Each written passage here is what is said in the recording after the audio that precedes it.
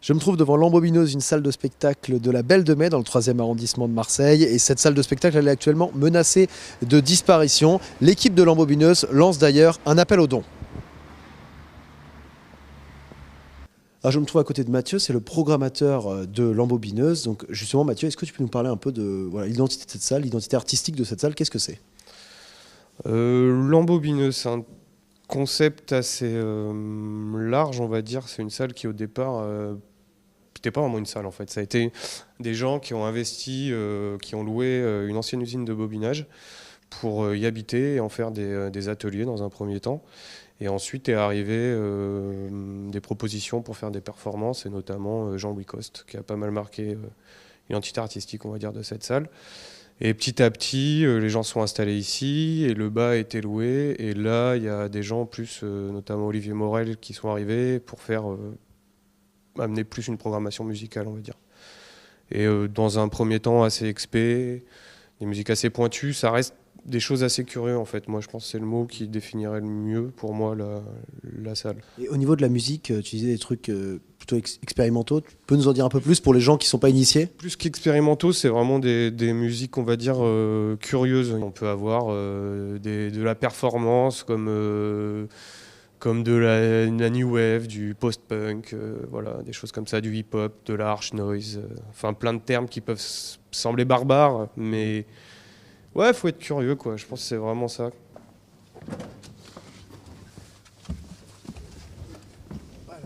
Bon alors je suis avec Félix, c'est l'un des anciens, comme il se définit lui-même, un des fondateurs de cette salle.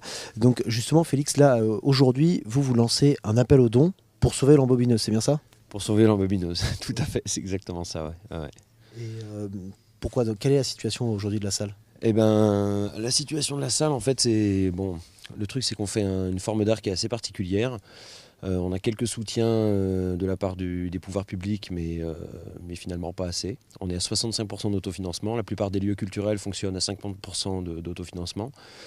Donc du coup, en fait, d'année en année, on accumule une petite dette. L'art qu'on fait ne ramène pas énormément toujours de public. Bon, il y a des grosses soirées qu'on fait où il y a beaucoup de monde, mais il y a aussi beaucoup de soirées où on fait jouer des petits artistes, etc., qu'on défend, qui eux ne ramènent pas beaucoup de monde. Donc il y a beaucoup de... En fait, tous les mois, il y a soit on est à zéro, soit il y a une petite perte. Donc ça s'accumule, plus les dépenses qu'on a fait pour la mise aux normes. Là, on arrive à un sacré gouffre, quoi. Enfin, un sacré gouffre. Pour une grosse entreprise culturelle, ce c'est rien, mais bon, pour nous, 40 000 €, c'est beaucoup. Ça fait 10 ans qu'on existe, ça fait à peu près 4 000 € par an, quoi. Et puis voilà, quoi. Et aujourd'hui, donc dans votre appel aux dons, vous fixez quoi comme objectif?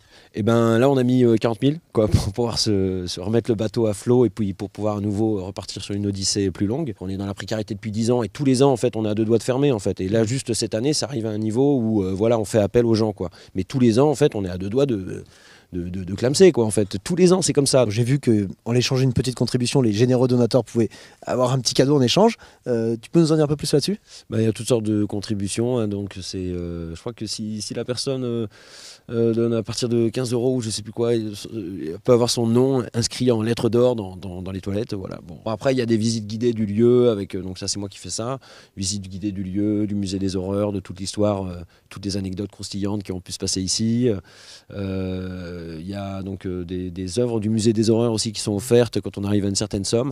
Donc le musée des horreurs, c'est une espèce de sculpture qui est on va dire, qui est autochtone au lieu, quoi. Le lieu a grandi avec une espèce d'accumulation d'objets, parce qu'à la base c'est une usine de bobinage électrique. Donc quand on est arrivé ici, il y avait encore quelques résidus de l'activité industrielle passée.